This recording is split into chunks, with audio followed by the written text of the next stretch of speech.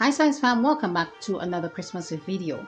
Today I will be showing you how I make gingerbread cookies. If you're interested, keep watching. Don't forget to like, comment, subscribe, put on your post notification bell so you don't miss an upload. Let's get into this video. For the gingerbread cookies, we would need some flour. I have here some molasses, grated nutmeg, grated ginger, and it's fresh, and I love to use fresh ginger because I like to taste my ginger in my cookie. And I have an egg here, some cinnamon powder, some sugar, some baking soda, and I have here some softened butter. I left it in the wrapper to basically come to room temperature, and I didn't want to leave it on or show it to you guys because we are not advertising anything here unless they pay for that, okay? But I also will be adding in some vanilla essence as well as some salt, and I will show you that as I go along. So let's start adding some of our butter. I'm not using all, but I'm going to put the proper measurement in the description box or the link to the recipe in the description box so you can have a look at it. But I'm going to start off with some butter. I'm going to add that to my mixer, sugar, and I'm going in with the molasses. Now here's the trick.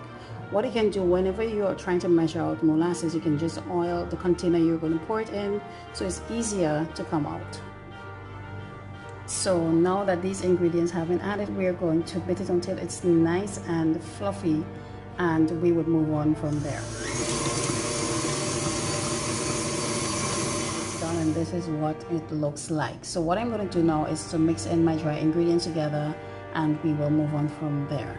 In a large bowl, we are going to put in all our dry ingredients. So I'm starting off with the flour, and we're going to pour that in, followed by the cinnamon powder, the grated nutmeg, baking soda, and some salt. And the salt basically balances out the flavor of your cookie. So just give it a quick whisk until everything is combined, and we will move on. To a mixture, we are going to go in with our egg and also our vanilla. And I'm using vanilla extract, and it gives a really nice flavor. I absolutely love it. And you can also use the dark one as well. This one is the clear one.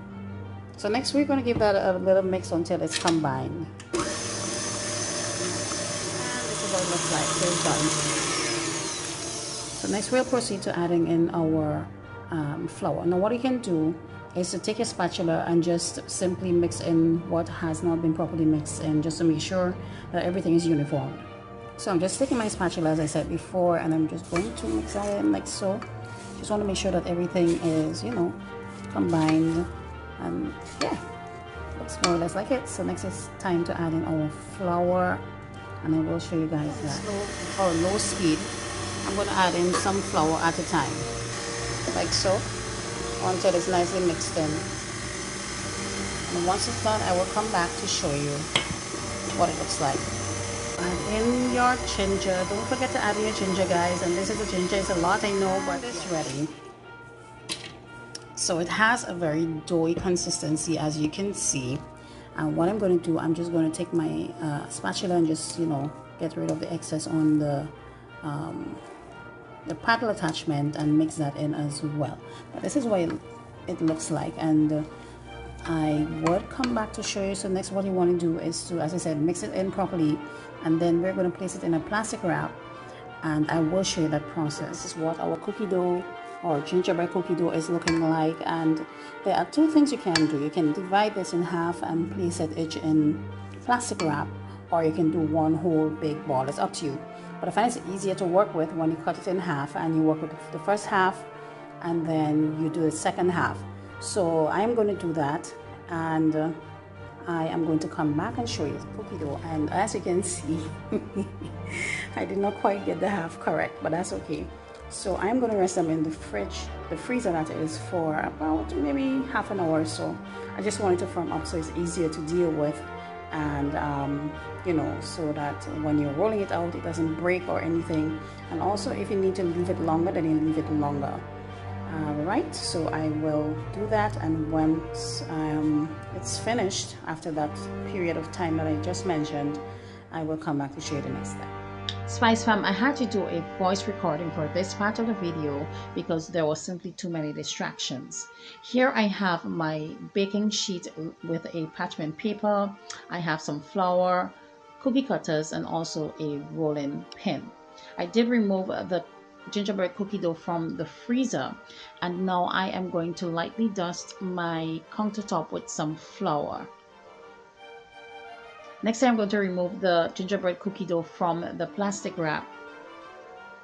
And I just want to point out here that I left it in a little bit longer than I wanted to, simply because I got caught up doing something else. So I think I left it there for about an hour or so. And I had a little bit of difficulty rolling it out simply because it was a little bit on the frozen side.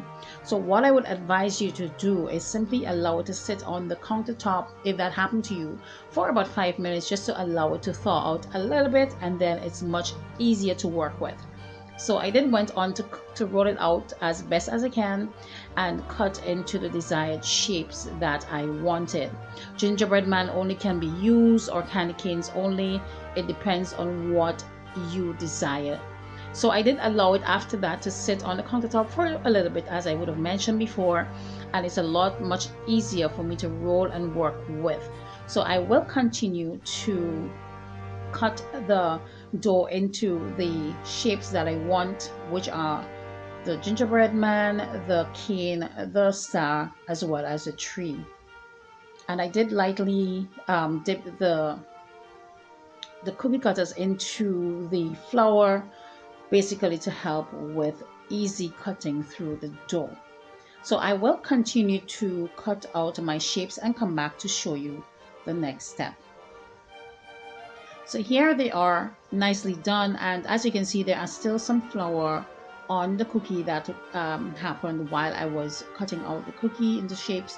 So I'm going to lightly brush them away, and next we're going to place our cookies into a preheated oven of 350 degrees for about 10 to 12 minutes, or depending on how you like it. If it's crispier, you leave it for longer. So this is the finished product after that time. I'm going to allow it to sit on the countertop and come back to show you the next step. So I have here some icing glaze that I started to decorate my cookies with. Now I had a bit of a challenge with that. As you can see, it's not perfect, but I had fun doing it. It's an activity that you can do with your family as well as your children. If you do have kids, they would definitely enjoy just playing around and decorating the cookies. You can also do it in different colors as well. So it's not the best in terms of decorating, but as I said before, I had fun. I love making gingerbread cookies. So I will come back and show you when I am quite finished. So here we are, all done. I allow it to sit, and it did set. Now, as I said, it's not perfect, but it's good enough. So the link to this recipe will be in the description box below. Please comment below and let me know if you would have made this before, and see you in the next video. Bye bye.